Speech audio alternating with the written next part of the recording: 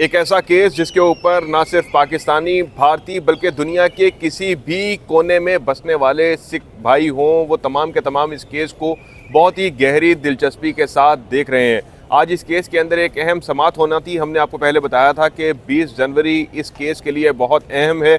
एक बहुत अहम सुनवाई आज होना थी, लेकिन वो ना हो सकी। ताहम इस केस के अंदर आज एक और बड़ी अहम पेशरफ जो है वो सामने आई है, जिसके ऊपर आज हमारे साथ बात करने के लिए महिंदर पाल सिंह साहब और उनके वकील अली चंगेज़ी सिंधु साहब मौजूद हैं। इसी केस के ऊपर आज इनसे बात करेंगे और जानेंगे कि अब इस केस का क्या बना है। क्या महिंदर पाल सिंह और अली चंगेज़ी सिंधु सरबजीत कौर को वापस डिपोर्ट करवाने में कामयाब हो सकेंगे या नहीं। अस्सलाम वालेकुम नाज़रीन, आपका मेज़बान तलहा सिद्दीक कुरैशी एक बार फिर से आपकी खिदमत में हाजिर है। नाज़रीन, सरबजीत कौर के केस के ऊपर बात करने के लिए हमारे साथ महिंदर पाल सिंह साहब मौजूद हैं, अली चंगेज़ी सिंधु साहब मौजूद हैं।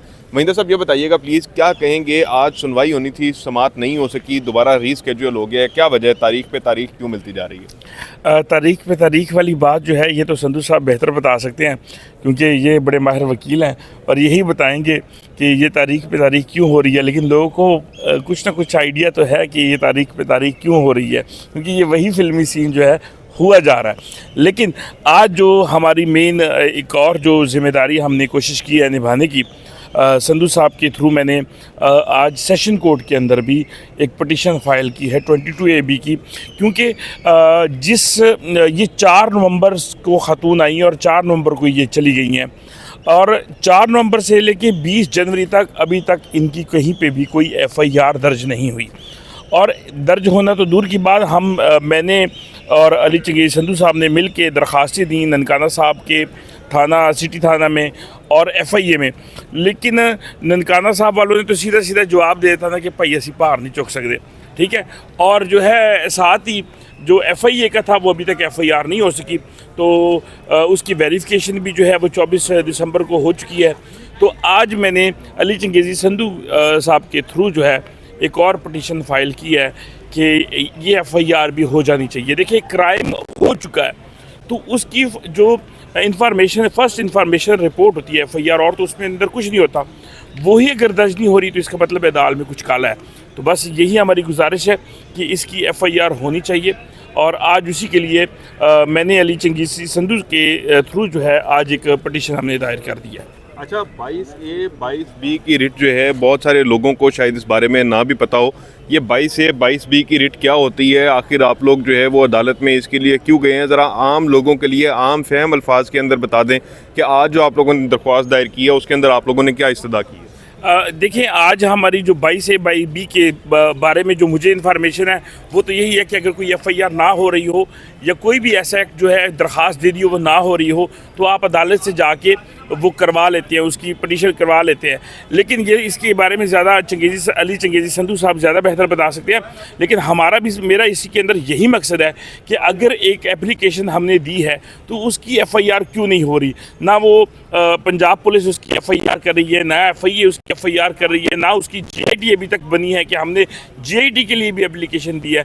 तो अभी तक अगर कोई भी कार्रवाई नहीं हो रही तो ऐसा क्यों है, उसकी क्या रीज़न है? तो हम चाहते हैं कि अदालत में वो रीज़न भी सामने आ जाए। अच्छा जी, बहुत शुक्रिया। आपने पाल साहब की ज़ुबानी अभी सारे का सारा सुना है। अब ज़रा चंगेज़ी सिंधु साहब से भी जानते हैं, अली चंगेज़ी सिंधु साहब से, कि वो क्या कहते हैं कि अभी तक इनके मामले के ऊपर FIR जो है वो क्यों नहीं दर्ज की गई। आज जो पटिशन फाइल की गई है उसकी क्या ज़रूरत जो है वो पेश आई। सिंधु साहब, बताइएगा प्लीज़ कि आज जो समाअत होना थी वो समाअत क्यों नहीं हो सकी, पहले ये बताइएगा। सबसे पहले तलहा भाई, मैं आपका मशकूर हूँ कि आज फिर आप एक नए वीडियो के साथ इसके ऊपर वीडियो बना रहे हैं सरबजीत कौर के मामले के ऊपर। आज लाहौर हाई कोर्ट में जस्टिस फ़ारूक हैदर साहब के पास हमारी जो मेन पटिशन थी Mahinder Pal Singh versus federation of Pakistan वगैरह, उसकी समाअत होनी थी, लेकिन वो समाअत नहीं हो सकी। उसकी मुख्तलिफ़ वजूहात हो सकती हैं, जैसा बीमार हैं, छुट्टी पे हैं, या वो कहीं और चले गए हैं, यानी कि उनका रोस्टर वगैरह चेंज हो गया है। तो ये एक कोर्ट की प्रोसीडिंग में एक नॉर्मल चीज़ है, इसमें कोई इतनी कबाहत नहीं है, इसमें कोई मसला नहीं है। अगर जल्दी फ़िक्स नहीं होगी तो हम एक CM दे देंगे अर्ली हियरिंग की और उसके ऊपर हमारी सुनवाई जल्दी हो जाएगी। तो ये इतना कोई बड़ा इशू नहीं है, ये कोर्ट प्रोसीडिंग के अंदर ये एक नॉर्मल चीज़ है। अच्छा, जो 22A और 22B की पटिशन आज आप लोगों ने दायर की है, जैसे कि पाल साहब ने भी कहा कि सिंधु साहब उस पर रोशनी डालें तो ज़्यादा बेहतर है, तो ज़रा हमारे नाज़रीन के लिए आम फहम अल्फाज के अंदर बता दें कि ये 22A 22B की पटिशन क्या है, इससे क्या मोटिव जो है वो अचीव हो सकेगा आपका।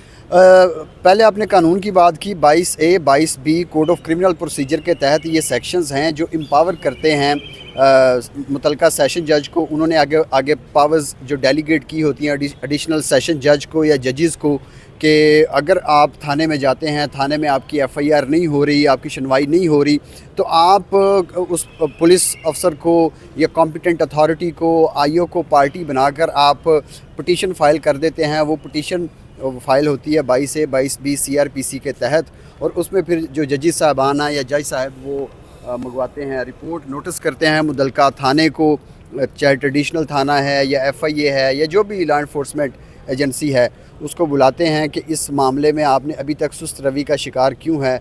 डायरी नंबर मौजूद है, आपके पास रीज़नेबल टाइम आपको दिया गया, इसके बावजूद भी आपने अपनी जुरिस्डिक्शन के अंदर होने वाले क्राइम की आपने रिपोर्ट दर्ज क्यों नहीं की।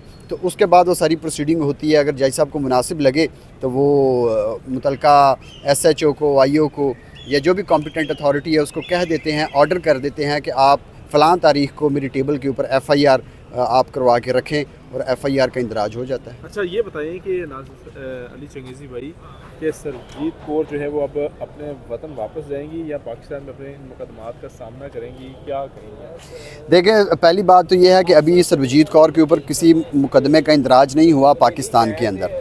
आज की जो पटिशन थी उसको दायर करने का फ़कत मतलब ये था कि पाकिस्तान के अंदर उसके डोमेस्टिक लॉज़ की कंप्लाइंस हो, रूल ऑफ लॉ हो, कॉन्स्टिट्यूशनल सुपरमेसी हो।